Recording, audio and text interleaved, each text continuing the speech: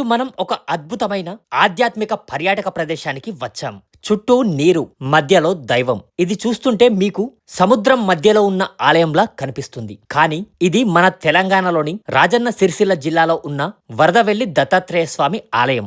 దీనినే ద్వీప దేవాలయం అని కూడా పిలుస్తారు. ఏడాదిలో సుమారు 3 నుండి 4 నెలల పాటు ఈ ఆలయ పరిసర ప్రాంతాలు నీటిలోనే ఉంటుంది. అప్పుడు స్వామివారిని దర్శించుకోవాలంటే ఇలా బోటులో వెళ్లాల్సిందే. ఈ నీటి మధ్యలో బోటు ప్రయాణం నిజంగా ఒక కొత్త అనుభూతినిస్తుంది. అసలు ఈ ఆలయం నీటిలోకి ఎలా వచ్చిందంటే, ఒకప్పుడు ఇక్కడ వరదవెల్లి అనే గ్రామం ఉండేది. మిడ్మానేరు డ్యాం కట్టినప్పుడు గ్రామం మొత్తం నీటిలో మునిగిపోయింది. కానీ స్వామివారి మహిమ వల్ల ఈ ఆలయం ఉన్న చోటు మాత్రం సురక్షితంగా మిగిలింది. అందుకే దీన్ని ఒక అద్భుతంగా భావిస్తారు. ఇక్కడ కొలువై ఉన్న దత్తాత్రేయ స్వామి బ్రహ్మ, విష్ణు, మహేశ్వరుల త్రిమూర్తి స్వరూపం. చుట్టూ అలల శబ్దం, పక్షుల కిలకిల రావాల మధ్య దత్తాత్రేయ స్వామివారిని దర్శించుకోవడం ఒక మర్చిపోలేని జ్ఞాపకం.